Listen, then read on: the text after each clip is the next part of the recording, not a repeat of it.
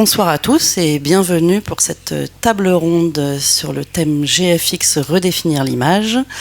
On va passer une petite heure ensemble avec les 4 photographes que je vais commencer par vous présenter et il y aura un petit temps de questions-réponses à la fin si vous le désirez. Alors, je vais donc vous présenter chacun de ces 4 photographes qui exercent dans des univers différents, mais qui ont pour point commun de travailler avec du système GFX Fuji.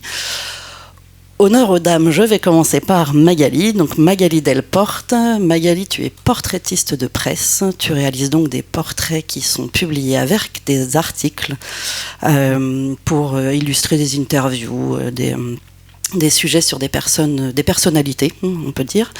C'est une activité qui demande énormément de réactivité. Tu ne choisis pas forcément les lieux où tu fais tes prises de vue. Toi, tu dois t'adapter à ce qu'on t'impose. Parfois, on va peut-être en discuter aussi à des plannings un petit peu chargés et qui se bousculent. Tu as commencé ta carrière outre-Manche et aujourd'hui tu publies à peu près à moitié dans de la presse britannique et de la presse française. Et en parallèle, donc on va le deviner après, tu as aussi tout un travail d'autoportrait que tu as fait sur certaines de ces séances et que tu as décliné sous la forme d'un jeu de cartes dont nous parlerons ensemble. Juste à ta gauche, Julien Apruzès. Alors on a 2 Juliens ce soir, donc je préciserai à chaque fois, voilà.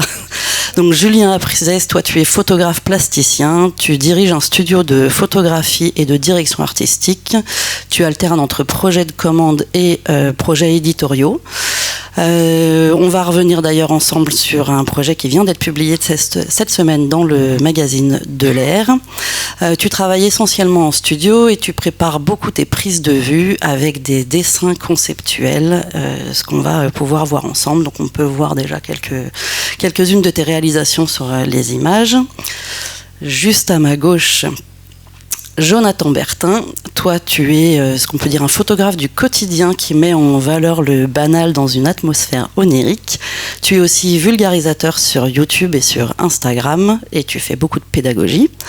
Ensemble on va parler de 2 projets notamment que tu as fait, un pour Paris 2024 lors des Jeux paralympiques et Séoul Impressionnisme qui est un prolongement d'une série que tu avais initiée en Normandie, Impressionnisme, qui est édité en livre. Tu nous as apporté les 2 livres et Séoul Impressionnisme est actuellement exposé à Marseille. Et à gauche de Julien Apruzès, Julien Rocheblave. Donc toi, tu développes une pratique photographique à la croisée de la commande et des recherches personnelles, avec une attention particulière sur la narration, la construction d'images fortes.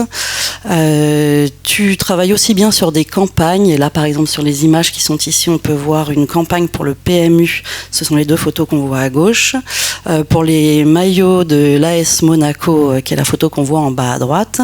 Et on va aussi surtout parler de ton projet actuel, 30 cycliques du Mont Fuji, que tu as réalisé au Japon sur les traces de Hokusai, qu'on connaît très bien pour La Vague, mais qui est aussi l'auteur de 36 vues du Mont Fuji, des gravures.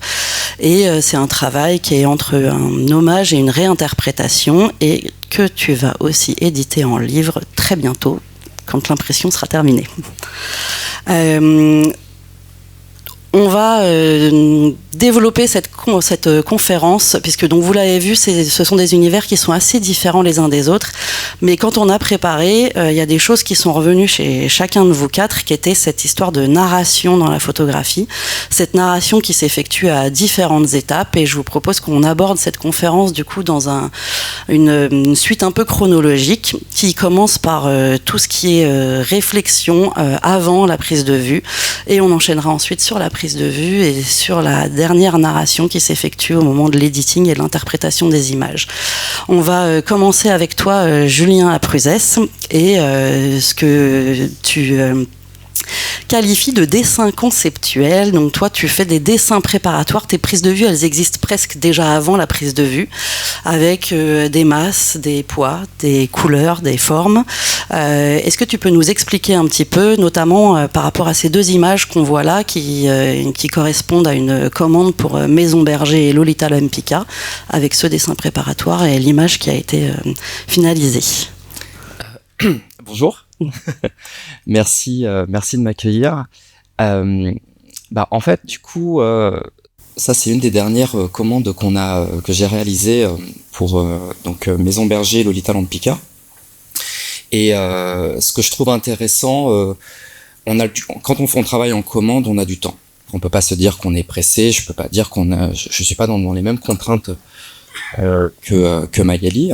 Et donc j'ai pas d'excuses en fait. Il faut qu'on puisse aller au bout du concept et de faire on a le droit que de faire que du beau. On peut pas se trouver d'excuses pour ça. Et donc ce que je trouve intéressant, c'est que l'image, au final en fait, quand on fait une photo, à la fin, la finalité, ce n'est qu'une image. Et l'image, qu'elle soit photographique, qu'elle soit cinématographique, qu'elle soit dessin, qu'elle soit peinture, ça reste une image. Donc le fait de dessiner en amont la photographie que je vais livrer, ça permet déjà premièrement de pouvoir discuter avec la direction artistique du client, avec l'agence, etc. Et ce qui est intéressant, c'est que quand on propose l'idée assez conceptualisée, donc avec un travail préparatoire qui est assez proche du résultat final, et qu'on livre ensuite l'image finale, si on a bien fait son travail et que c'est assez proche, il y a une sorte de paternité qui se dégage de l'image qui est assez différente et qui est gratifiante et qui plaît au client, qui fait que on a pris le temps en amont de réfléchir à l'image, et quand, in fine, ce n'est que la photographie de l'idée, on a réussi plus ou moins notre mission. Et ce qui est intéressant, c'est que la photographie en elle-même, la finalité, alors je sais pas si c'est votre cas aussi pour vous, mais quand l'image sort, presque à la fin, je peux plus la regarder. En fait, ce qui me plaît le plus, c'est le processus de création. C'est tout le cheminement en amont. C'est tous ces dessins préparatoires, c'est toutes les idées. C'est parce que avant de faire ce dessin préparatoire à gauche, j'en ai fait des dizaines. Et le fait de faire ces dizaines-là, elle me permet alors je me dis toujours ça, j'ai le sentiment qu'on est beaucoup plus fort en comparant qu'en analysant. Et le fait de faire plusieurs propositions A, B, C, D, etc., fait que on se rend compte plus facilement de ce qui est mieux quand on voit quelque chose qui est moins bien. Et ça me permet de pousser l'idée, et on peut pas faire une image parfaite, ça n'existe pas.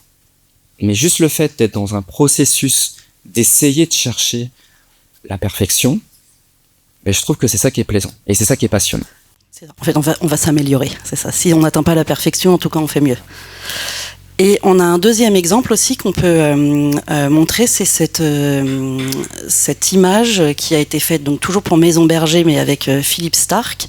Et là, dès le dessin conceptuel, tu es parti sur l'idée de l'illusion d'optique, figure fond. Est-ce que tu peux nous raconter justement le projet autour de cette photo? Alors déjà, l'anecdote, c'est que très dangereux de faire des dessins préparatoires comme ça, parce que quand j'ai présenté l'image de gauche à Philippe, il m'a regardé avec un air.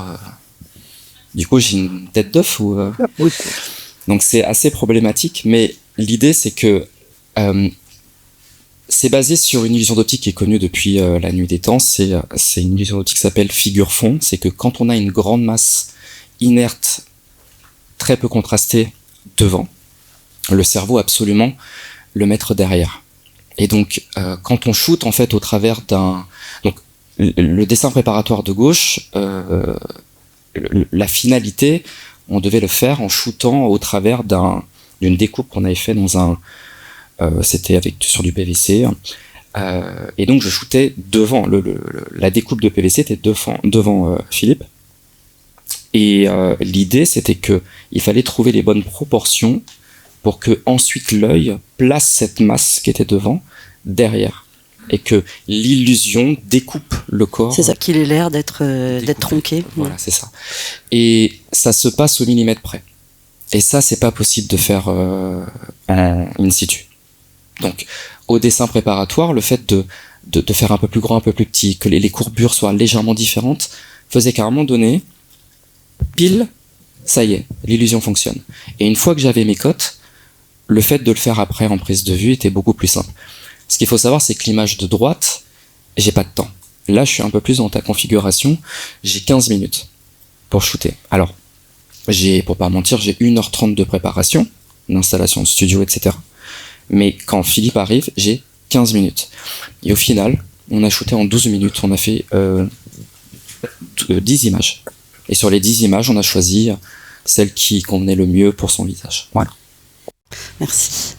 On va poursuivre toujours sur cette idée d'anticipation et de préparation avec toi, Jonathan. Alors la démarche, elle est un petit peu différente, mais il y a aussi une inspiration, parce que c'est vrai que on y reviendra un petit peu après, mais Julien, tu t'inspires beaucoup de tout ce qui est art visuel, peinture, dessin, etc. Et toi, c'est même le titre d'ailleurs du projet. Donc là, c'est des images de Séoul qu'on voit, mais peut-être que tu vas nous en parler. C'est vraiment le prolongement d'abord d'impressionnisme que tu as fait en Normandie. Et comment est parti ce projet-là et comment tu as décidé après l'appliquer à la Corée? Bonsoir tout le monde, merci pour l'invitation. Cette série-là, ça a été un peu une série inattendue dans le sens où il y avait effectivement ce premier opus réalisé en Normandie où c'était vraiment une commande de la région Normandie qui m'a demandé de photographier les lieux qui ont inspiré les peintres, sauf que moi j'ai passé les 28 premières années de ma vie en Normandie en tant que jeune photographe. J'avais déjà plus ou moins photographié ces paysages-là, donc j'aurais proposé, si c'était possible, d'essayer d'avoir une approche de la photographie qui se rapproche de la peinture impressionniste. Ils m'ont dit franchement c'est une carte blanche, exprime-toi, essaye et vois ce que ça donne. Et donc j'ai réalisé cette première série-là sur la Normandie et c'est une série qui a eu beaucoup de retentissement et qui m'a notamment offert l'opportunité d'exposer à Séoul. Tout cet opus-là sur la Normandie et sa diversité. Et en fait, il y avait une espèce d'énergie qui s'est dégagée dans cette ville-là, où il y avait tellement de mouvements, tellement de couleurs, que sans m'en rendre compte, j'ai continué à creuser cette approche-là. Je suis quelqu'un d'assez... j'aime bien la rupture, l'éclectisme, donc j'aime bien beaucoup changer d'approche dans ce que je fais.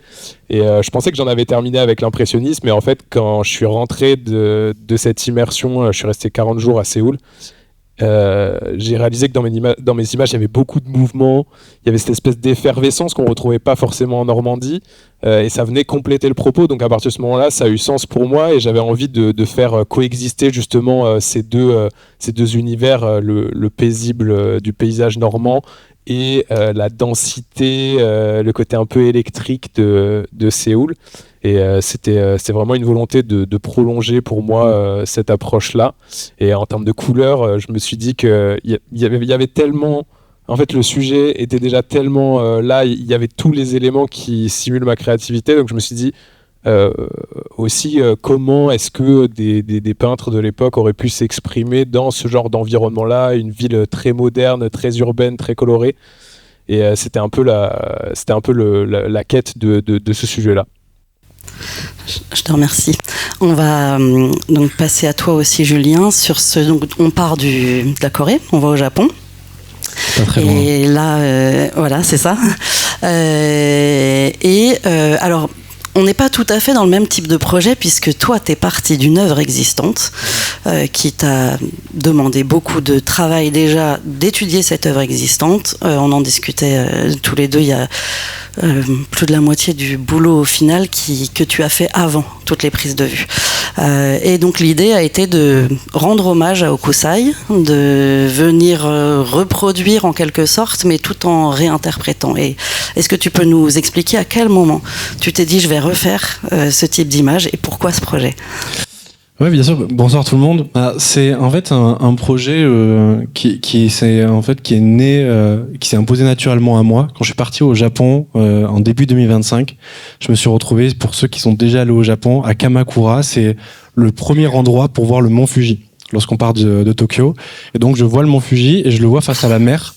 Et donc face à la mer, je me dis mais le mont Fuji face à la mer, là, ça me dit quelque chose. Je reconnais la grande vague de Kanagawa, je me renseigne, je comprends que en fait le lieu où je suis s'appelle la côte de Kanagawa. Donc je me dis ok, c'est intéressant, c'est le Japon, il a été représenté comme ça il y a 200 ans.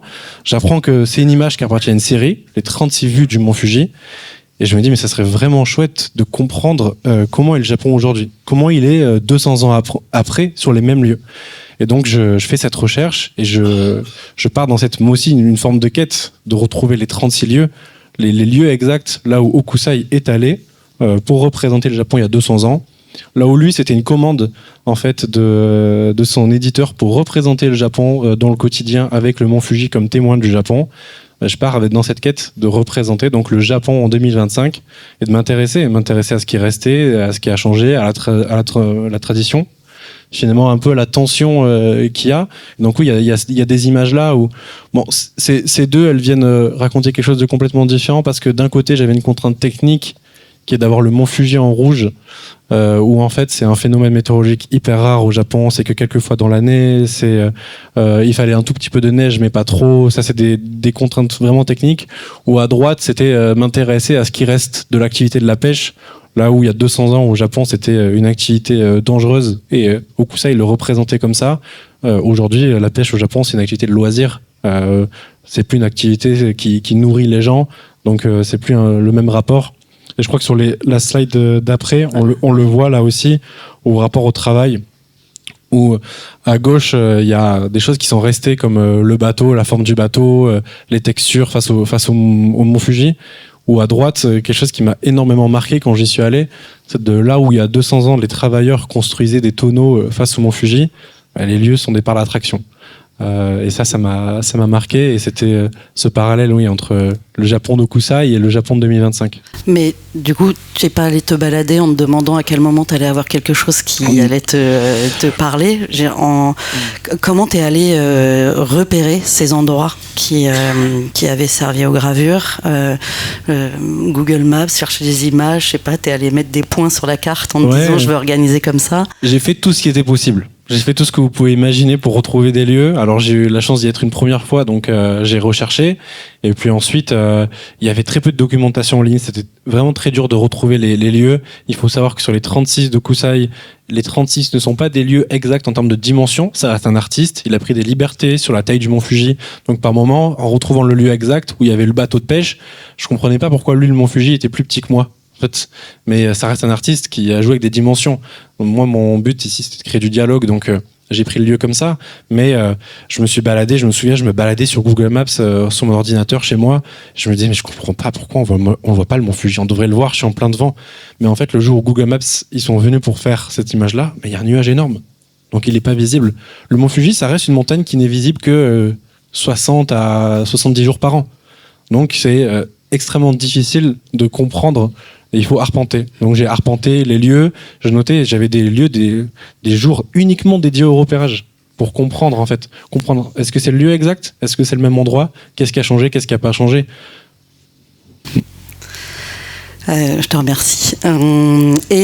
Magali, alors, on arrive dans une temporalité totalement différente parce qu'en termes de préparation, toi, tu sais qui tu vas aller photographier et tu sais pas forcément à quoi ça va ressembler quand tu arrives. Ben voilà. Ouais. Il n'empêche qu'il faut quand même un petit peu de préparation, mais du coup aussi beaucoup de réactions. Je trouvais que cette photo donc de Jean-Marc Gallo, qui est le PDG de Veuve Clicquot, enfin cette série, et on va voir sur la slide juste après celle qui aura été sélectionnée par le journal et qui aura été publiée. Donc en termes de préparation, tu sais quand même un petit peu qui tu vas photographier, et c'est pas inintéressant d'avoir quelques connaissances, mais justement tu peux peut-être nous en parler sur ces 4 images, parce que la première, d'abord, l'environnement champagne, oui. T'as beaucoup plu pour Veuve Clicquot. C'est un bon exemple pour parler de préparation, parce qu'en fait je demande toujours à arriver au minimum une demi-heure avant quand j'ai une prise de vue, mais je ne peux pas beaucoup plus me préparer que ça puisque je connais pas le lieu du tout. Et donc les bureaux de Veuve Clicquot, j'ai réussi à... Alors généralement je dis 3 quarts d'heure parce que je sais que je vais passer 1 quart d'heure à l'entrée en attendant que l'attaché de presse descende et m'emmène, mais donc généralement j'ai une demi-heure de préparation. Et je ne veux pas faire de portrait sans avoir eu cette demi-heure de préparation pour voir un peu où je vais placer mon appareil photo. Parce que je veux que ce soit mon image et pas l'image que Veuve Clicquot aimerait que je fasse pour, dans ce cas-là, le Financial Times. Et donc voilà, en discutant, en préparant cette table ronde, on discutait et je disais, tiens, c'est un bon exemple parce que quand je suis arrivée chez Veuve Clicquot, l'attaché de presse m'a tout de suite amenée dans une pièce bondée d'objets de marketing jaune vif, ou orange, qui criait Veuve Clicquot, puisque c'est la couleur de l'étiquette des bouteilles de champagne, mais qui pour moi n'était pas du tout nécessaire. Et par contre, à l'entrée, il y avait des portiques qui sont couleur champagne et qui pour moi évoquaient vraiment la couleur champagne. Et donc cette préparation, cette demi-heure de préparation, et aussi donc son idée c'était de me mettre dans la salle avec tous les objets de marketing ou dans la cage d'escalier. Et donc j'ai une demi-heure pour un face-à-face, un espèce de bras de fer où je lui explique que non, je ne vais pas faire des photos dans la salle de marketing, mais peut-être bien quand même dans l'escalier, mais est-ce que je peux voir tout le reste ? Et là, en se baladant, donc j'ai déjà vu en arrivant les portiques de sécurité, et en se baladant, je vois ce mur blanc qui me plaît beaucoup parce qu'il n'est pas que blanc, il y a des boisures et ça fait une sorte de cadre. Et pour moi, la photo, c'est un cadrage, une lumière, et puis après, la relation avec la personne, évidemment. Et le mur était blanc, mais je me disais, ça suffit pas. Et j'avais repéré un petit frigo dans la salle avec tous les objets. Et je lui dis, ce serait super d'amener le frigo à côté du mur blanc. Et là, elle me dit, mais ça va pas la tête, jamais de la vie. Je dis, vous êtes sûr, on peut pas trouver un petit diable pour l'amener ? C'est hors de question. Et 10 minutes avant la prise de vue, je croise Jean-Marc Gallo et il me dit, je suis à votre entière disposition. Alors, c'est pas souvent qu'on nous dit ça. Et donc, j'en ai profité et j'ai tout de suite regardé cette personne en me disant, maintenant, on se dépêche, on emmène le frigo. Et j'ai réussi à faire 4-5 images sur la demi-heure. Alors j'avais une demi-heure. Et donc là, je chronomètre. Je voulais faire la couleur champagne au portique, mais j'ai dû aller très vite parce qu'il était midi, c'est l'heure à laquelle les gens rentraient et sortaient. Mais ma lumière était déjà calée et on montrera une photo de comment j'ai calé la lumière avant. Donc ça, j'étais prête, j'avais mes réglages, les réglages de l'appareil, les réglages de l'éclairage. Le frigo était amené. Après, la difficulté avec le frigo, c'est quelle allait être son expression, parce qu'une fois qu'on a trouvé le lieu, quelle est la lumière, c'est quel est le propos aussi. Qu'est-ce qu'on fait avec cette personne qui est en face de nous ? Qu'est-ce qu'on essaye de faire ressortir de son caractère ? Et puis voilà, on a réussi à faire l'escalier. Mais ça, voilà, les photos que je fais pour être tranquille, pour leur faire plaisir, entre guillemets, je les fais vite. Mais parce que c'est ce que tu as très bien dit au début, tu n'es pas là pour faire une photo pour l'entreprise. C'est tout l'intérêt. C'est du portrait de presse. C'est pour ça que j'adore mon métier. Tu as quand même un contact qui doit valider l'image et à qui ça doit plaire, mais c'est pas forcément à lui que ça doit plaire. Voilà. Non, il voit pas. C'est au journal. Oui, bien sûr. Et donc il faut que parfois tu te battes un petit peu pour faire la photo qui te plaît, qui n'est pas de la communication pour l'entreprise. C'est ça. Voilà. Tout à fait. Et après on voit aussi la réactivité qu'il faut avoir, parce qu'on voit cette photo en haut, tu l'as fait jouer avec les lunettes, et puis pas les lunettes. Oui, et puis il a fallu, j'ai un peu tourné, alors à un moment il y a eu une bouteille de champagne, mais je trouvais que ça en faisait trop, et puis j'ai tourné le frigo, et il a un petit air d'acteur là-haut, moi j'aime beaucoup cette photo. Et voilà. Et on va voir juste après, c'est vrai que parfois ce que tu me disais, il peut y avoir une petite frustration parce que tu m'as dit c'est pas celle que je préfère, mais il n'empêche que c'est comme ça, c'est pas grave. C'est la photo qui est... Elle était plus luxe, elle était plus chic pour eux. Voilà. Je pense que c'est ça qu'a pensé ce qu'a aimé le journal. Et ça, c'est une photo. Donc en fait, il y a plein d'éclairages différents. Il y a une belle boîte à lumière élinchrome sur une des photos avant, et puis là il y a du LED. Et donc en fait, j'avais laissé mes LED dans la pièce en me disant tiens, je pourrais essayer ça aussi. Donc chaque éclairage était en fait prêt à être utilisé. Et donc il y a du réflecteur aussi. Mine de rien, en très peu de temps, il y a quand même beaucoup d'anticipation aussi. C'est ça qui m'intéresse. Et parce que tu l'as dit, tu rajoutes de la lumière et il faut savoir comment ça va donner sur le sujet qui n'est pas là, qui lui, on le verra un peu plus tard parfois, t'accorde parce que là c'est bien gentil quand t'as 15 minutes, finalement c'est confortable. Et donc tu as commencé à va on te photographier. Ouais. Voilà. Dans les décors. Donc là, par exemple, on a Dominique Marcel, qui est le PDG de la Compagnie des Alpes. Donc là, tu arrives, il faut que tu trouves une idée. Tout à fait. Voilà. Donc tu sais que c'est la Compagnie des Alpes. Donc là, a priori, c'est pas le champagne. Et ce sont des bureaux assez neutres et assez tristounes. Et donc, en fait, depuis que je travaille avec le GFX, depuis 2018, j'ai commencé à utiliser un trépied. Et au lieu de peiner à trouver des personnes aimables qui poseraient devant moi pendant 30 secondes pour que je calme ma lumière, chose que je trouvais généralement, mais ça prenait de l'énergie et puis les gens n'avaient pas le temps, en fait j'ai commencé à me mettre devant l'appareil.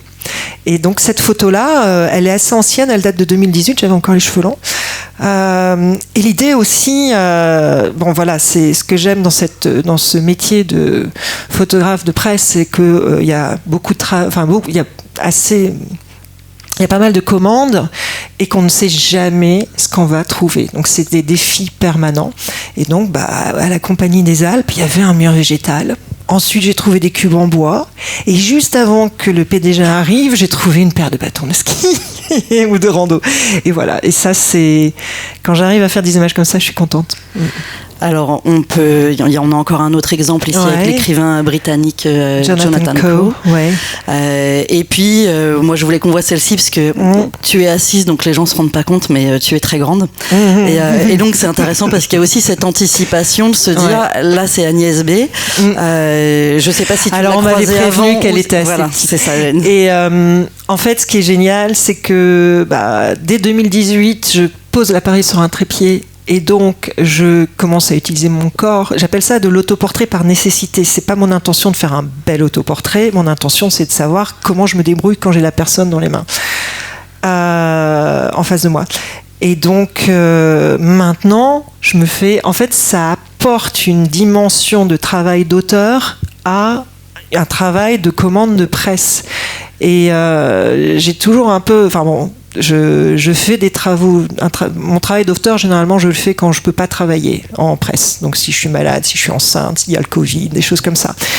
Mais là, maintenant, ça me permet d'avoir un travail d'auteur quand je travaille en presse. Et en plus, ça me permet de faire de la pédagogie par rapport à ce métier, donc parler du métier et de bien m'amuser. Donc maintenant, je me régale un peu quand Jonathan Coe, c'est un de mes écrivains britanniques préférés, donc je voulais absolument une doublure avec lui. Et je l'ai eu puisque je suis allée le photographier à Londres. Et puis Agnès B, l'idée c'était un peu vraiment de voir comment j'allais... j'avais pas mal travaillé le cadrage pour qu'on voit le nom dans la porte. Et voilà, je me suis un peu baissée. Bon, et puis ce qu'on va voir maintenant, c'est que on a beau avoir énormément préparé en amont, conceptualisé un projet, tout bardé. Reste déjà le moment essentiel où on fait l'image, donc la prise de vue, et le moment où il faut quand même savoir être extrêmement réactif. Tu as commencé à en parler un tout petit peu tout à l'heure, Julien, de cette image du Mont Fuji. J'aimerais que tu nous racontes justement, parce qu'elle a l'air comme ça, statique, et c'est un petit miracle qu'elle ait existé. C'est vrai que quand on la voit comme ça, on réalise pas le volume d'échecs qu'il y a derrière. Je pense que c'est quelque chose qui est aussi important en photo et à parler, c'est l'échec, le processus.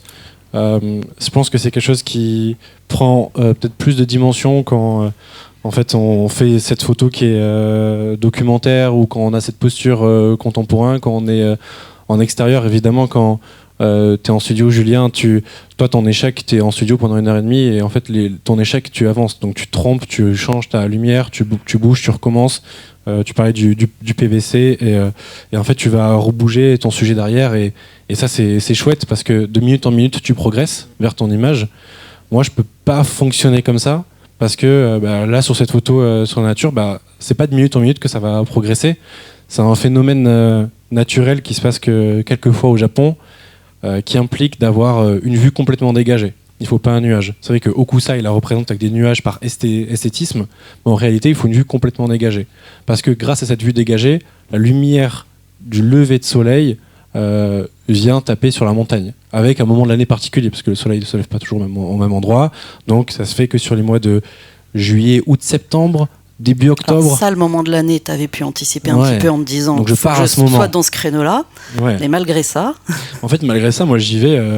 La première fois, on y va. Je dis on parce que j'ai eu la chance de pouvoir partir avec une personne qui a fait un documentaire sur le projet. Et donc on y va, on part ensemble. Et on se dit, bon, bah, c'est super, on va se lever ce matin, on se lève à 4h du matin, on va se lever, on va aller voir la montagne. Et puis ça va être chouette, quoi. Ils annoncent un temps dégagé. Mais non, en fait, il y a de la condensation. Et donc la montagne, on la voit pas. On voit rien. Et le lendemain, il y a des nuages. Et le jour d'après aussi. Et le jour d'après, bah, aussi. Et donc en fait, on finit par perdre espoir. On se dit, cette image, elle est pas réalisable. Et puis, dans un mois, il y aura de la neige sur le mont Fuji, parce que l'hiver arrive. Et quand il y a de la neige, là, la montagne, il n'y a que la cime qui est légèrement enneigée, mais le reste du flanc, où vous le voyez, c'est découvert. Mais s'il y avait de la neige partout, bah, ça serait rose. Le reflet, la lumière serait pas du tout la même chose. Donc en fait... ouais, c'est une part d'échec énorme pour une photo, voilà, où moi, vous la voyez, moi je la vois, moi je vois autre chose. Moi je vois 13 matins levé à 4 heures pour rien. Je vois que la première fois, j'avais pas le permis traduit en japonais, donc je suis monté en vélo, en haut d'un point de vue, avec mon sac à dos. Alors le GFX, c'est peut-être le meilleur appareil au monde, mais il est pas tout léger. Donc quand on le porte sur le dos à vélo, bah, c'est... la photo, elle se mérite, quoi. Ouais. Et tu m'avais pas expliqué justement d'ailleurs que c'est aussi une rencontre. Il y a quelqu'un en fait. Ouais, j'ai eu la chance. En fait, les Japonais ont un rapport complètement différent de nous à la nature. Et puis la montagne, le mont Fuji, il est vénéré. En fait, les Japonais, ils adorent cette montagne. Et sur place, en fait, on rencontre ce type qui vient hyper régulièrement le matin prendre son petit déj face à la montagne. Mais même quand il la voit pas. En fait, c'est son rituel. Et moi, à ce moment, j'avais très peu de connaissances sur comment ça fonctionne, comment on fait pour le voir, la météo. Et ce mec me dit non, mais là tu le verras pas, il faut que tu reviennes la semaine prochaine. Avant la semaine prochaine, on le verra pas, quoi. Donc le mec, il est mieux renseigné que tout le site internet japonais. Et on le croit, on y retourne la semaine prochaine. Et puis lui, il était encore là, parce qu'il vient là tous les matins. Et puis la montagne était rouge. Et sur cette image, par exemple, tu as fait un repérage, tu vas aller sur les lieux, mais je crois que celle-ci, elle t'a demandé un petit peu de gymnastique. Ouais, un peu de gymnastique. En fait, elle n'est pas sautée aux yeux. Ouais, en fait, je voulais vraiment... Il y a des codes visuels que je voulais reprendre qui étaient importants. Non seulement les codes de l'estampe, d'Okusai, ici l'estampe on l'avait montré tout à l'heure en introduction, mais c'est un grand tonneau avec une personne en train de le fabriquer. Là c'était aussi important pour moi de garder cette forme. Elle est importante dans la série, parce que sur les 36 d'Okusai, c'est la seule qui a cette forme circulaire. Et donc je voulais moi aussi la préserver. Et je me rends compte que sur cette plaine où avant il y avait ce fameux tonneau, aujourd'hui il y a ce par l'attraction, mais cette image-là, en fait, je l'ai prise... je pense que moi je fais 1m86, j'ai fait un bon saut sur un banc parce qu'en fait quand on est dans le parc d'attraction, le mont Fuji, j'arrivais pas à la voir à l'intérieur de la roue à droite. En fait il y a ce petit bâtiment qui est en bas à droite de l'image où on le voit pas du tout, quoi. Je me dis mais comment je vais faire? Moi j'ai fait ce repérage à cet endroit, j'ai pas 36 solutions, qu'est-ce que je fais? Je vais dans un manège, sur l'appareil au milieu du manège, ça c'est périlleux. Et puis je finis par me dire bon, je suis pas assez grand, mais là il y a un banc qui est à côté, si je suis sur le banc, bon ça suffit toujours pas, mais si j'ai le bras tendu et que je saute du banc, j'aurai la hauteur. Donc bon, image à découvrir dans le documentaire du projet, mais voilà, je finis par faire cette image où j'arrive de la manière à placer le mont Fuji dans le centre. Et j'avais d'autres contraintes où sur l'image de Kusai, à côté de la roue, il y a un bel arbre qui a entouré cette roue, et je voulais aussi garder ça, et j'ai réussi à avoir l'arbre qui est autour de la roue, donc c'est chouette. Donc le GFX, il est un peu lourd dans le sac à dos avec le vélo, mais dans les bras, il est bon acrobate. Ouais. Non, mais le GFX, il a bien voyagé. Ouais. Mais tout va bien. Fujifilm. Je l'ai rendu en bonne santé. En termes de réactivité, Magali, je voulais qu'on revienne sur cette image-là parce que donc c'est Jean-Luc Mélenchon. Alors, comme à ton habitude, tu prépares ta séance de prise de vue. On voit la photo à gauche. Donc, tu as prévu qu'il va être dans l'encadreur de la porte. On peut voir sur les deux images qu'il y a juste un léger petit changement après, parce que tu as remis chercher l'intrus. Enfin, voilà, la différence. Le drapeau de la France Insoumise. Et arrive enfin Jean-Luc Mélenchon pour faire le portrait. Oui, alors en plus le contexte de cette prise de vue, donc ça c'est pour le Daily Telegraph et je devrais avoir 5 minutes et le journaliste a 1 heure. Donc en fait on se partage l'heure. C'est souvent le cas. On se partage très souvent 1 heure et généralement, j'arrive quand même à avoir 10 minutes. Mais là, c'était 5. De toute façon, on sait que Jean-Luc Mélenchon ne reste pas très longtemps avec les photographes. Mais j'avais une prise de vue juste après. Donc, j'ai demandé aux journalistes de passer avant. Alors, généralement, je préfère passer après parce que je m'installe, je fais mon repérage pendant l'entretien. Et donc là, je demande de passer avant. Donc, pas de souci, j'arrive sur site à 30 et je devais faire la photo à 14h. 13h30, je vais faire la photo à 14h. Donc je fais mon petit truc habituel, hop, j'installe la lumière, je regarde, je vois qu'il y a le drapeau là qui est un peu replié, je me dis oh bah tiens, je vais mettre l'écriture dans le bon sens, je suis prête et puis je recommence à regarder ce que je vais faire après, enfin ce que je vais faire d'autre, parce que ce qui est très important pour moi, c'est de toujours donner du choix à mon client. Et au final, il descend un peu plus tôt, mais j'étais prête. Donc, on fait la photo. Enfin, je lui demande de se placer exactement. Bah voilà, il y a que la taille qui diffère un peu, mais sinon, l'appareil n'a pas bougé, la lumière n'a pas bougé. Et puis, quand je lui ai demandé de lâcher la porte, il est parti. Voilà, et c'est ce qu'on peut voir avec cette photo, c'est-à-dire que là, pour le coup, voilà. tu as eu le temps de faire une image. Ce que je trouve génial. On a vérifié J'adore dans les cette données. Image. On a vraiment vérifié dans les données EXIF, il y a 1 minute d'écart entre tes 2 photos. Oui. C'est-à-dire que tu as déclenché une fois, la deuxième, il est parti. Quoi. Alors parfois, c'est très utile d'avoir le début et la fin de la prise de vue, parce que parfois, on ne nous croit pas et on dit bah si, regarde, là j'ai commencé à telle heure, j'ai fini à telle heure. Et j'étais un peu vénère, donc je me suis incrustée dans la salle d'interview, enfin dans son bureau pour l'entretien, et j'ai fait plein de photos d'entretien, et donc devinez combien de temps le journaliste a eu avec Jean-Luc Mélenchon. Non.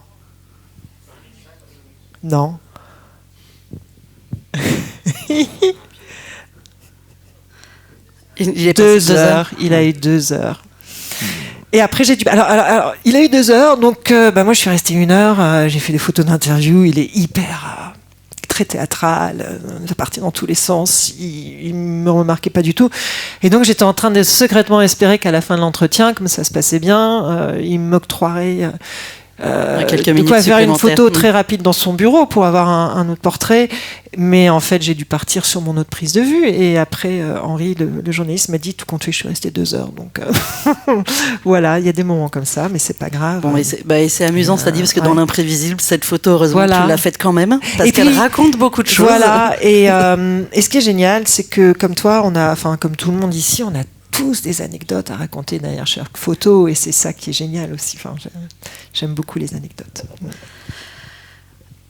On va poursuivre avec toi, Jonathan. Alors, avant de revenir sur c'est où l'impressionnisme dont on discutera sur la fin, je voulais qu'on reparle en termes de prise de vue de ce projet pour les Paralympiques de Paris, parce que s'il y a bien un secteur dans lequel on n'attend pas les systèmes moyen format, c'est le sport.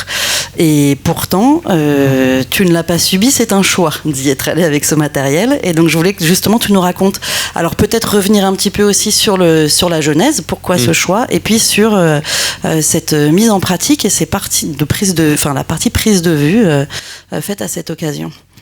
J'aime bien dans mon travail considérer vraiment qu'il y a 2 temps. Il va y avoir eu le temps de prise de vue, effectivement, et tout ce qui va être post-production. Et moi, j'adore m'amuser, j'adore retourner les images, j'adore cropper, j'adore essayer de vraiment emmener le regard un peu traditionnel qu'on peut avoir et essayer de le chambouler en transformant les éléments.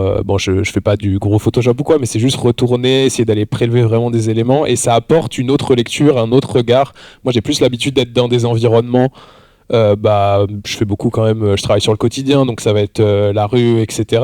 Mais là, on est quand même sur du sport, ça va très vite. Moi, je suis pas du tout le photographe, je suis pas un photographe de sport, donc c'était aussi ça, je pense, qui était intéressant pour Paris 2024, c'était d'avoir un regard différent, et c'était vraiment important pour moi d'avoir le maximum de flexibilité. Parce que c'était une carte blanche. Ouais, c'était une carte blanche. Moi, je fais que des cartes blanches, ouais.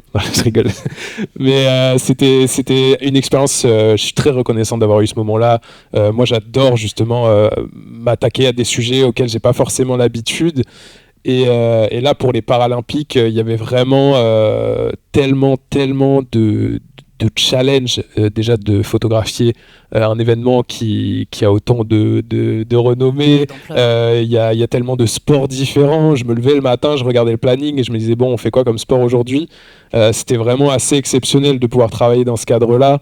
Et effectivement, le fait d'avoir la matière pour pouvoir intensifier les instants, les couleurs et pouvoir jouer en allant chercher vraiment le fragment, le détail. Il y a une chose qui est assez complexe dans la photographie sportive, c'est qu'on est souvent limité à des places qui sont attribuées pour les photographes.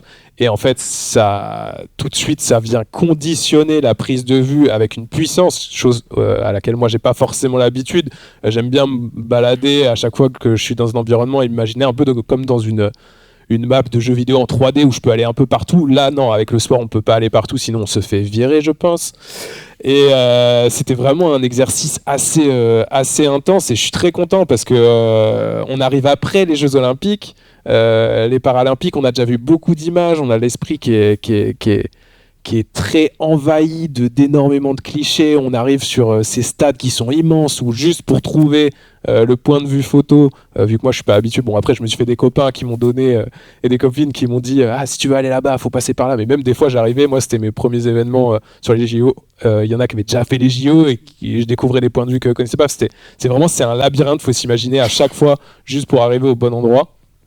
Donc chaque image, j'avoue qu'elle a une place très particulière dans mon cœur. C'est Paris, c'est les Paralympiques 2024 et de pouvoir créer des images qui me ressemblent sans qu'il y ait une pression derrière moi grâce à la carte blanche, c'était vraiment quelque chose d'assez unique et je suis très reconnaissant d'avoir pu photographier ça et surtout d'avoir cette flexibilité juste de par le matériel et de par comment on appréhende l'événement malgré le fait qu'on est dans un box et qu'on ne peut pas forcément se déplacer comme on veut.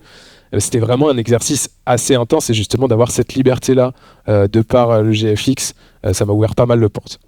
Alors, à la différence d'une publication presse, par exemple, où on va s'attendre à avoir le sportif qu'on va reconnaître, où on vient faire de l'information, c'est vrai que toi, tu avais cette liberté de venir faire plus des choses illustratives et un petit peu plus créatives. Il n'empêche que, par exemple, par rapport à tes projets impressionnistes, où tu vas dans du flou, tu as quand même choisi d'avoir t'aurais pu décider de faire que du flou sur les paras.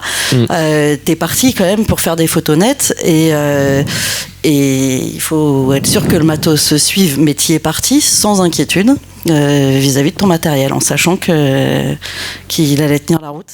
Ouais, exactement. Et tu fais bien de le rappeler parce que justement, en fait, c'est le premier gros projet que j'ai fait après la sortie d'Impressionnisme.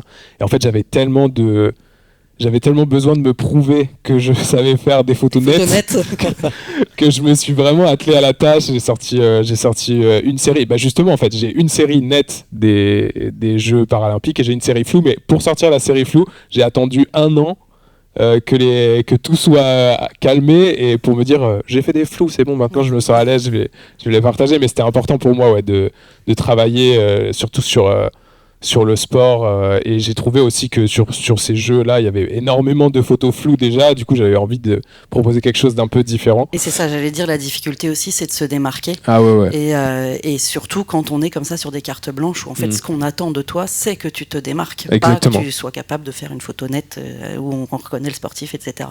C'est ça. On va rester un tout petit peu dans un côté technique. Julien Apruzès.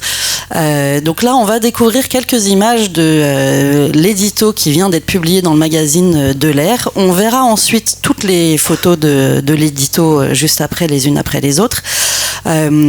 Ces systèmes moyen format, autant on s'y attend pas du tout sur le terrain du sport, mais on voit que maintenant ils y vont.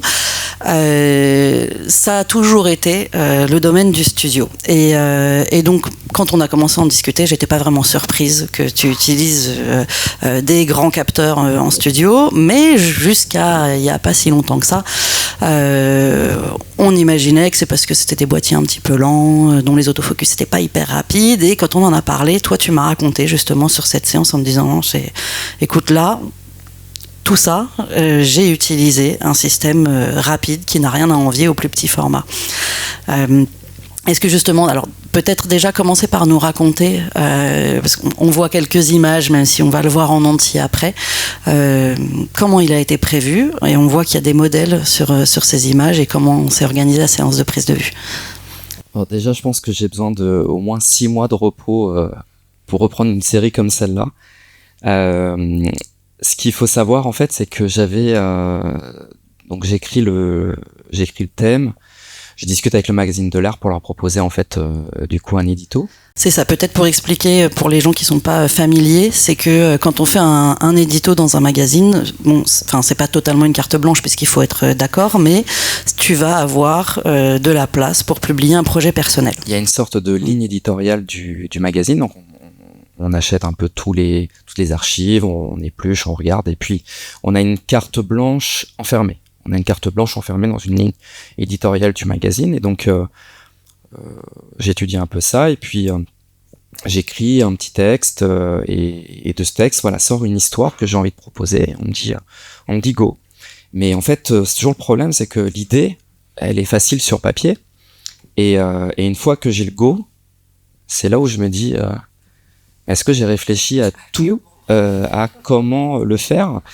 Et en fait, la série s'appelle Chambre intérieure, et donc l'idée était de créer une sorte d'allégorie de la chambre, et donc par cette boîte. Et boîte. Alors je peux en montrer quelques-unes qu'on comprenne cette boîte. Et donc du coup, c'est une boîte. Et en fait, pour moi, c'est une boîte, c'est facile, c'est une boîte. Mais en fait, à un moment donné, quand on commence à vouloir le faire, je dis, mais en fait, la modèle, elle mesure combien Parce que j'avais fait le casting de la modèle, et donc la modèle faisait un 72, je crois. Et comme je fais mes dessins préparatoires, moi, les dessins préparatoires, ils me permettent aussi de faire les perspectives. De voir du coup...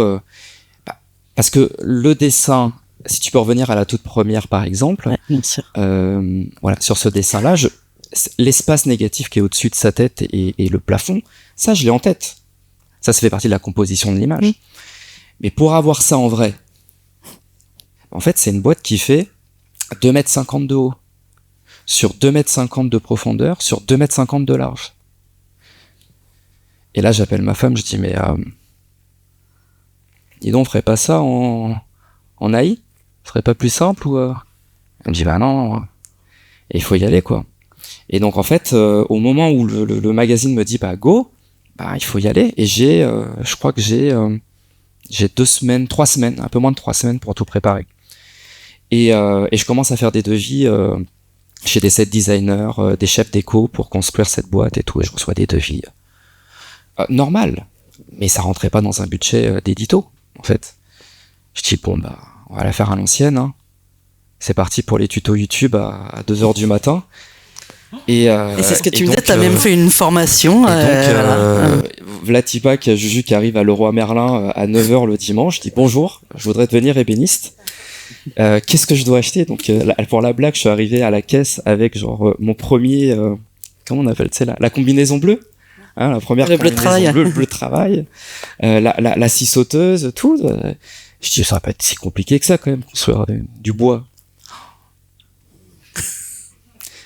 Après on va faire court, mais pour la petite histoire, j'ai terminé le dernier coup de peinture la veille à 16h. La veille à 16h. Ouais, ça sentait encore la peinture fraîche pour la prise de vue. Et donc en fait, pour pouvoir construire ça, donc c'est comme c'est 2,50 sur 2,50 sur 2,50, une feuille de 2,50 par 2,50, ça rentre dans un camion, aucune voiture. Donc il faut découper ça en planches, ce qu'on appelle une feuille déco, de 2,50 par 1,25, on coupe en deux. Et donc, il faut que j'en ai 10. Il faut que je fasse 10 feuilles déco de 2,50 par 1,25. D'abord, il faut les construire. Puis, il faut construire le système d'équerre pour et puis après, il faut les peindre. Et donc, arrivé quand j'ai fini le bois, c'est parti pour à 2h du matin, les tutos de peinture. Parce que c'est de la peinture qu'on appelle la peinture à chaud. Et ça, c'est une peinture qu'on voit assez souvent au cinéma ou dans certains éditos. Par exemple, il y a beaucoup certains éditos d'Erwin Olaf qui ont été faits aussi avec ce style de peinture, etc. Et donc, tout ça, c'est fait par des peintres dont c'est le métier. Mais j'avais pas le budget pour le faire. Donc, je me suis lancé. Et en fait, l'idée, c'est que en creusant, aujourd'hui, la chance qu'on a, c'est qu'il y a tout sur Internet. Après, il faut trier. Donc, en gros, c'est au bout de la 3e feuille déco que la peinture était pas mal. Et donc, j'ai dû recommencer les 2 premières. Mais il faut savoir que il y a 3 couches et que chaque couche demande 6 heures de séchage. Et il y a 10 planches déco. Mais ça a été l'enfer. Et après, du coup, j'emmène tout ça je loue un camion. Et puis je vais chez Carrefour. Je loue un camion chez Carrefour. Et donc, qu'est-ce que je fais? Je veux dire, t'aurais fait la même chose. Je regarde la taille de ma planche feuille déco. Elle fait 2,50 de long. Donc, je prends un camion qui fait 2,60. Ouais. Mais alors, il faut savoir que les camions, les côtes, elles sont prises au sol. Peu importe si les murs, ils font un peu ça dans les camions. Donc, en fait, il y avait que la première planche qui rentrait. Et puis, petit à petit, elle commençait à sortir de plus en plus derrière. Et qu'est-ce qui s'est passé? Alors, pour ceux qui ont la mémoire, on a shooté le 16 février, la veille au 15, je mets dans le camion, et je vous mens pas, le 15, c'est le seul jour où il a neigé. Ah oui. Le 15 février, il a neigé à Paris. Donc, j'ai les peintures fraîches qui sortent, je ne peux pas fermer les portes du camion, et il neige. Je dis, mais ça y est, c'est foutu. Donc on a dû tout emballer, enfin c'était n'importe quoi. Camion ouvert sur le périph' pour arriver. Le studio évidemment je l'avais pas pris à côté de moi, de chez moi je l'ai pris, c'était porte de la Chapelle. Donc c'est parti pour l'aventure. Et au final ça s'est fait. Mais le lendemain matin quand on monte, on commence, on avait mis les 10 planches en fait au sol. Et là arrive, maintenant il faut monter ça. Et même pour monter ça, ça a été toute une aventure et heureusement, y a plein de copains qui sont venus comme ça, juste pour me prêter main forte et qui m'ont aidé à monter cette boîte de 2,50 m par 2,50 m. Et ça, c'était quelque chose que je voulais faire depuis pas mal de temps. Ce concept-là, ça faisait plusieurs années que je voulais le faire, mais je m'étais dit jamais je réussirais à le faire. J'aurais pas le budget, Et donc voilà. Au final, on a réussi à le faire. Et donc tu me posais la question par rapport au GFX. Alors, et puis après à la partie prise de vue, parce que là on a monté la boîte, ça fait pas une photo. Parce que tu m'as aussi expliqué que c'est une séance de prise de vue qui s'est fait avec beaucoup de monde. Donc je sais pas, peut-être tu peux nous raconter justement. En fait, ça. le truc c'est que pour un édito, il y a très très peu de budget, voire il y a pas de budget. Donc en fait, l'idée c'était de dire écoutez, est-ce qu'on ne fait pas l'édito tous ensemble? Et j'ai ouvert 20 places à ceux qui souhaitaient venir voir, assister la construction d'un vrai édito qui allait être publié 3 semaines plus tard dans le magazine. Et donc, de manière tout à fait transparente, on a fait payer la place. Et cette place-là fois 20 places, ce billet fois 20 places, nous a fait un petit budget pour au moins payer la construction de la boîte. Voilà, exactement. Alors comme ça, vous savez, une boîte comme ça de 2,50 sur 2,50 avec la peinture, c'est 2 000 €. Alors que je pensais que je m'en sortais à 500 balles, c'était trop cher. Donc on fait ça. Et donc au studio, alors j'avais loué un très grand studio, ça s'appelle le studio Bisou. Je crois que ça fait 300 ou 400 mètres carrés au sol. Et en tout sur plateau, on était près de 40 ou 50 personnes sur plateau. Donc l'idée, c'est qu'il faut rester concentré à faire son édito, devant 50 personnes qui nous regardent, qui peuvent poser des questions, et c'est le jeu. Mais à la fin, on doit faire les images, quoi. Donc moi je trouve ça, c'est du stress positif. Je trouve que c'est chouette parce que c'est l'adrénaline en fait. C'est de l'adrénaline. C'est un peu, je l'ai pensé un peu comme une performance, on va dire entre guillemets.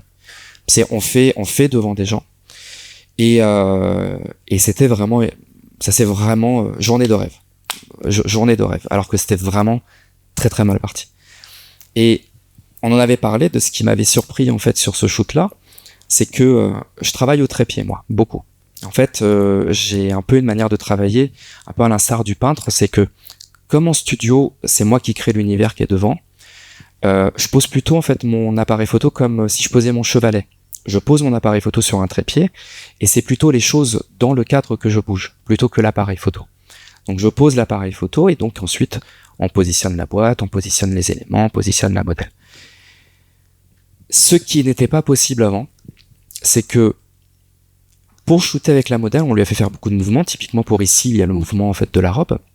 Donc elle est en train de faire du mouvement, elle est en train de marcher, elle agite les bras. Tout ça fait que pour l'autofocus, bon, il faut quand même pouvoir le suivre, il faut le faire.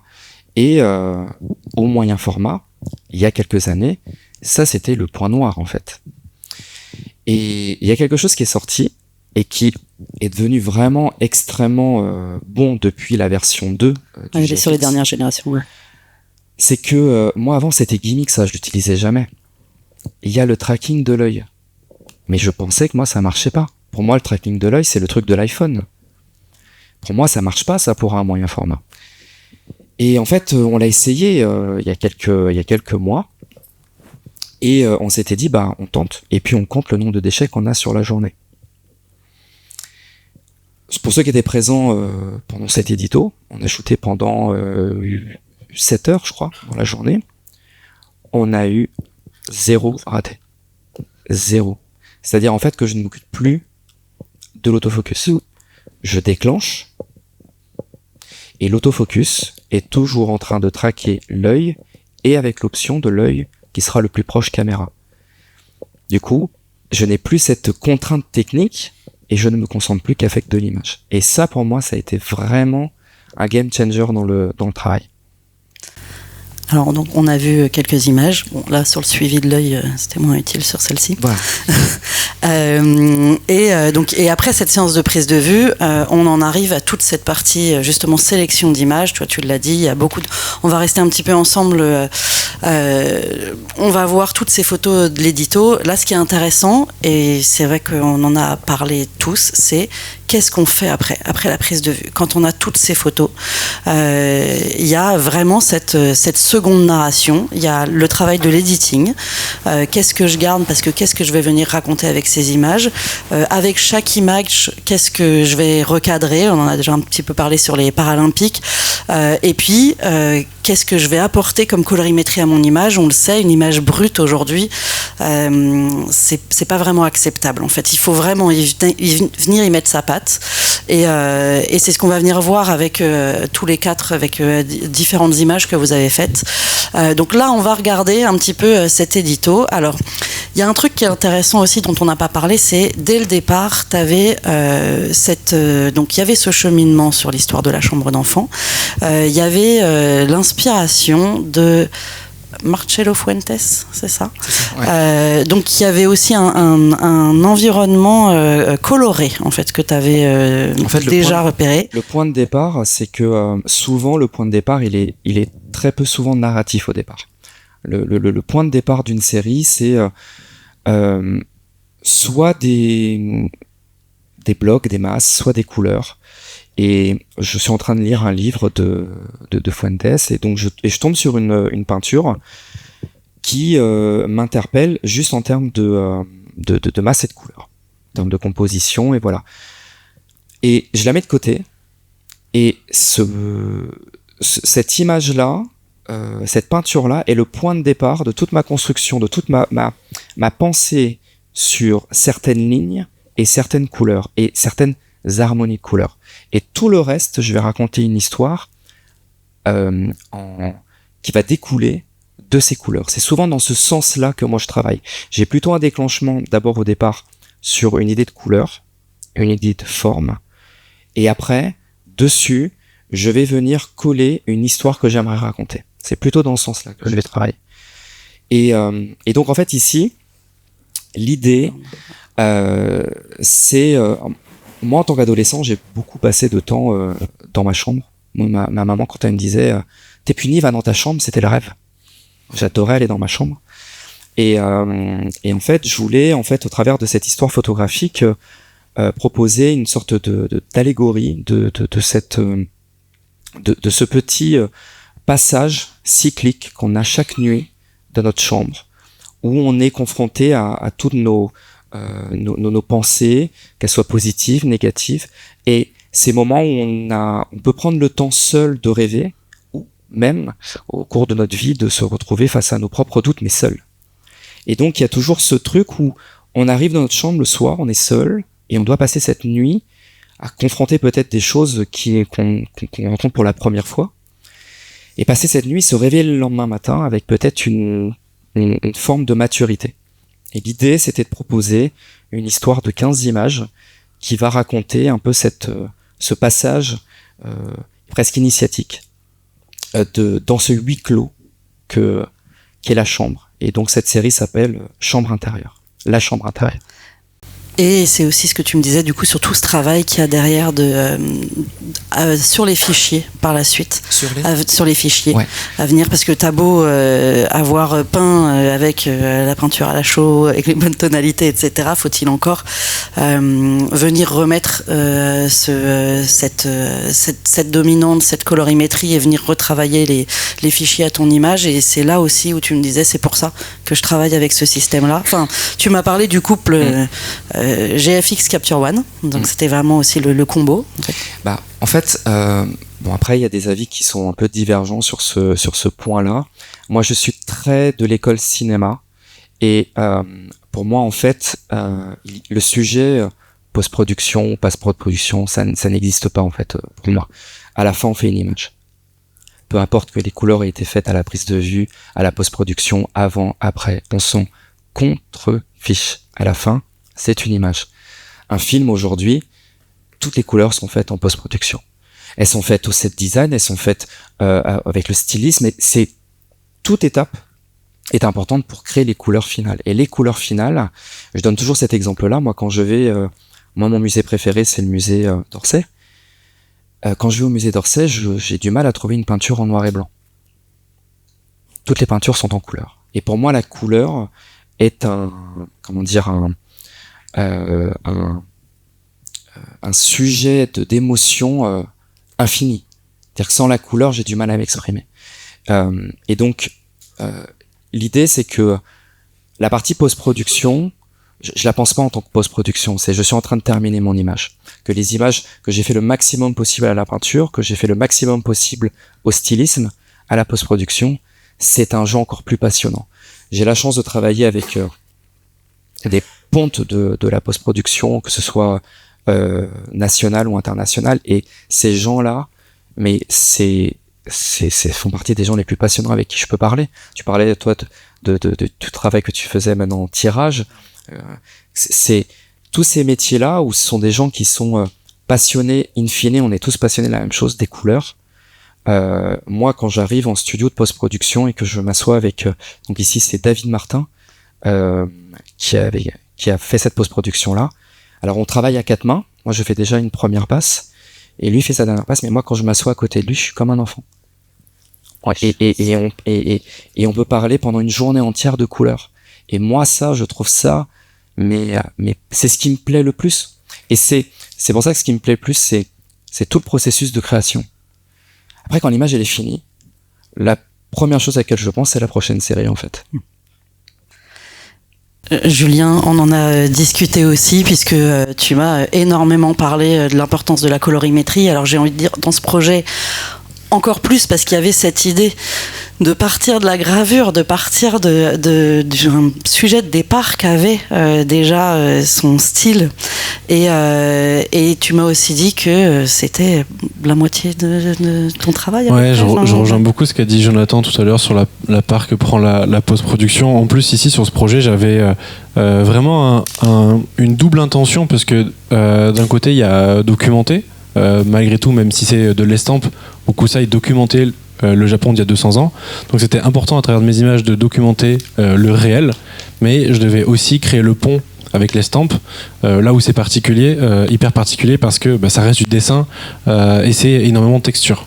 Et donc c'est vrai que c'est d'autant plus un enjeu dans le sens où ces images-là, on les voit ici sur écran, mais l'objectif c'est que elles sont tirées, je suis en train de les tirer, il y a le livre, et donc c'est des images qui devaient rendre énormément de texture en post-production.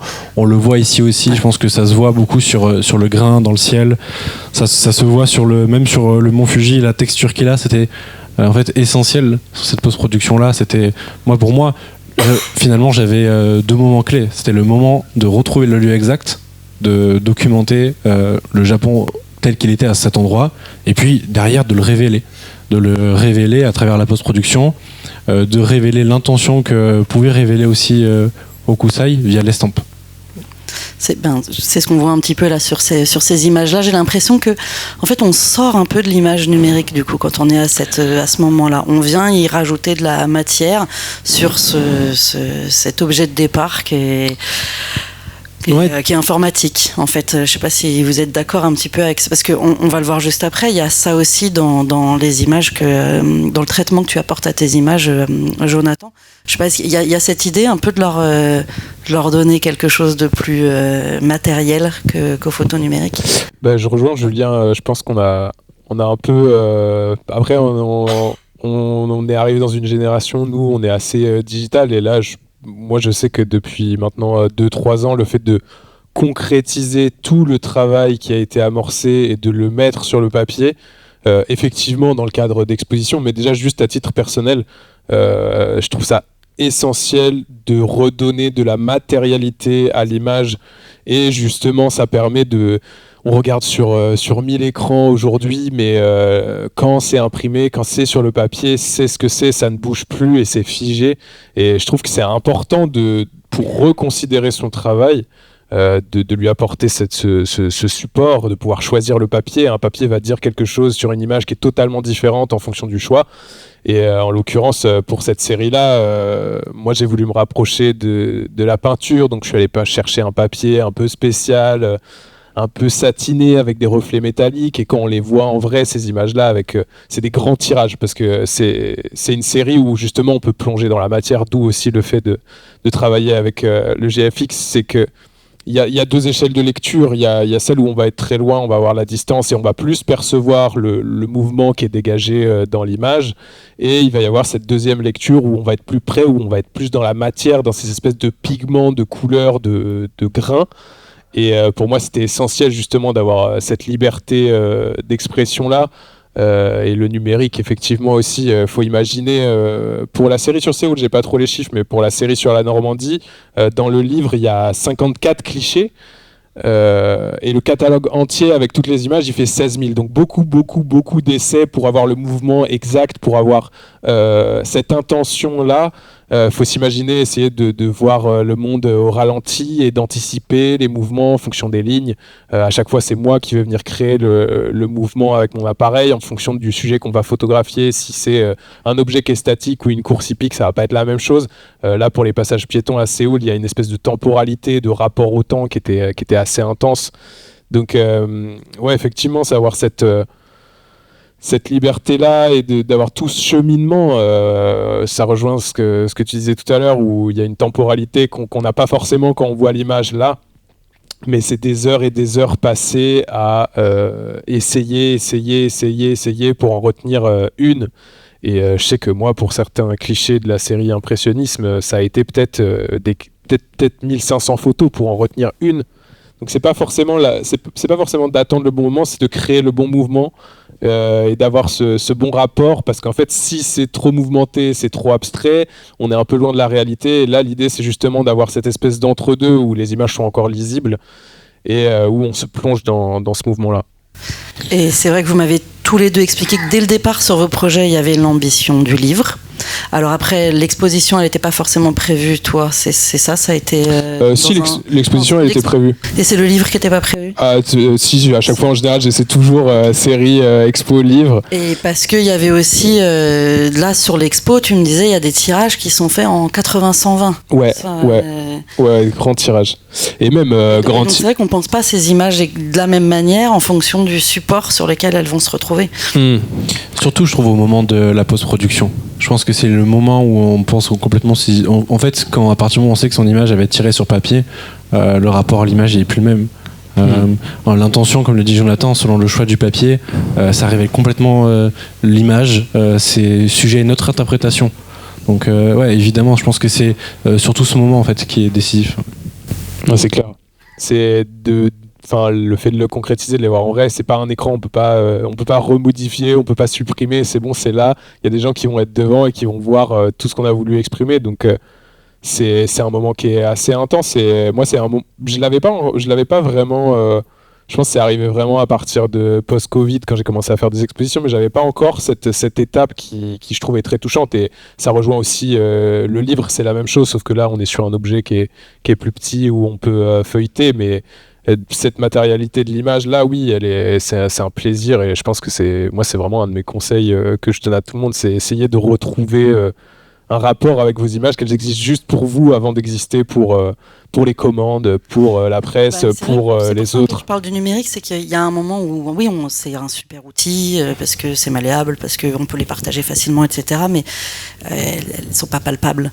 Et c'est vrai que quand ça s'imprime, qu'il n'y a pas derrière, il n'y a pas mille interprétations, alors on prend nos téléphones, on montre les mêmes images, elles ne s'affichent pas pareil. On ne sait pas exactement ce que l'autre reçoit quand on a choisi le papier, quand il est imprimé, à moins de ne pas avoir la même vue. En tout cas, on a bien le même objet au départ. Alors, en presse, a priori, on n'a pas besoin de super haute définition.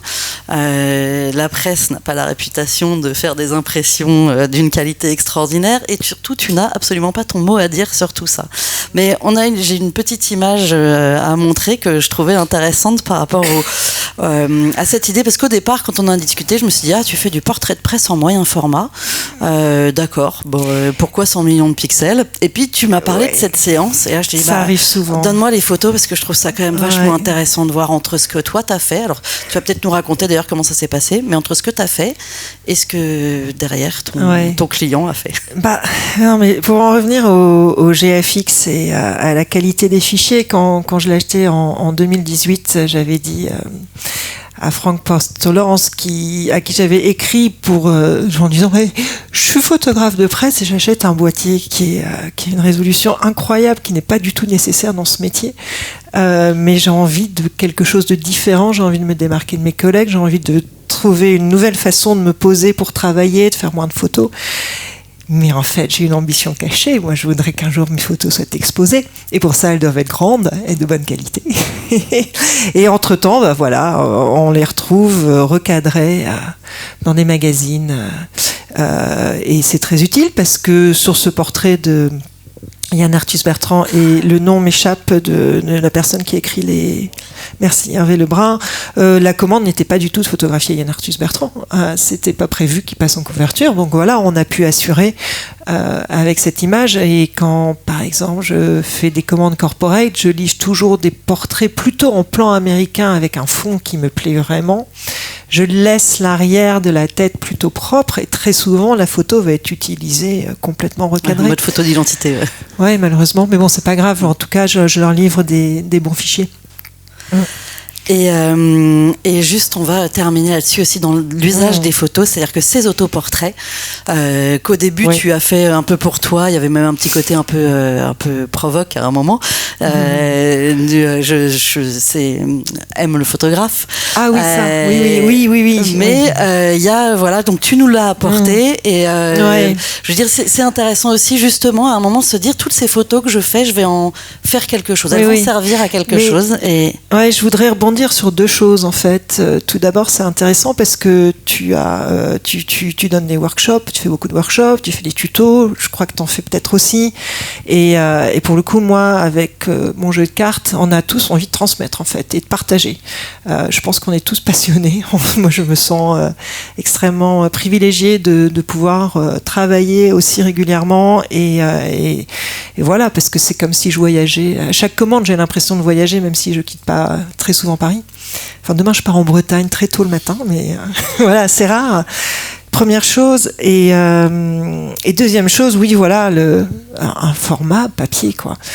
Donc, on fait des cartes de vœux avec ma famille depuis une quinzaine d'années. J'ai un projet qui est sorti en bouquin. Je pense que le papier, c'est très, très important après, que ce soit sur des beaux tirages, dans des magnifiques livres, ou bien aussi, pour le coup, moi, mes cartes de vœux, c'est un format carte postale, mais j'adore cette malléabilité, je peux en offrir à tout va, et on se rend compte à quel point c'est important d'arriver à une image, comme tu le disais aussi, parce que moi, pour le coup, j'en fais plusieurs. Les journaux les reçoivent, ce sont eux qui choisissent la dernière image, mais d'arriver à une image, et celle-là, on la travaille vraiment. Et c'est pour ça que le GFX, ça m'intéresse, même si je fais entre guillemets petit portrait de presse. Il y a rien de très il n'y a rien d'extraordinaire non plus, mais je me dis que si besoin, je pourrais les... Tu as la matière. J'ai la matière et j'ai la qualité, ouais. Et donc, bah oui, Substitute, c'est venu au fur et à mesure, puisque j'ai commencé ces doublures en 2018, j'en ai mis beaucoup à la poubelle, parce que j'étais pas censée photographier moi, j'étais censée photographier quelqu'un d'autre. Et puis il y a 2 ans, je me suis dit tiens, c'est marrant en fait, c'est rigolo. Et aujourd'hui, oui, j'en ai fait un jeu de mémoire.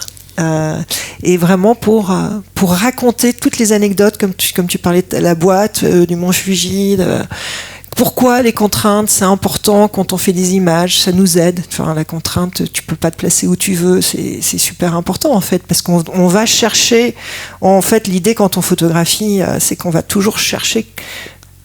On doit chercher ailleurs. En fait, pour ma part, je ne conçois pas de ne pas revenir d'une commande sans une bonne image. Si j'ai toujours un peu la boule au ventre quand je pars en commande, c'est pas parce que je sais pas faire de photos ou parce que j'ai peur de la personne, c'est parce que je veux ramener une bonne image. Une image c'est le désir de bien faire. Oui. Sinon, c'est pas. On se lasse, sinon. Ouais. Et souvent, excuse-moi de te couper, souvent, ce qui se passe, c'est que une contrainte, en fait, pour nous, c'est presque important parce que ça devient une liberté. Alors que trop de liberté. Parfois, ça devient une contrainte. Mais oui. Et la quantité de choix qu'on a. Je sais plus ce que tu voulais dire. Non, mais en fait, je voulais juste que tu nous expliques ce jeu de Substitute. Et puis, parce que je trouvais que c'était intéressant de montrer un petit peu à la fin cette finalité que vous avez tous avec vos images et qui, finalement, parfois, elle n'était pas prévue dès le début, mais quand on reprend ce chemin chronologique qu'on a fait, était déjà là parfois, en fait, dès la naissance du projet, et c'était comment on va tout mettre en place pour arriver à ce résultat final. On a été un petit peu bavard. Merci en tout cas à tous. Merci beaucoup à tous. Merci beaucoup. Merci.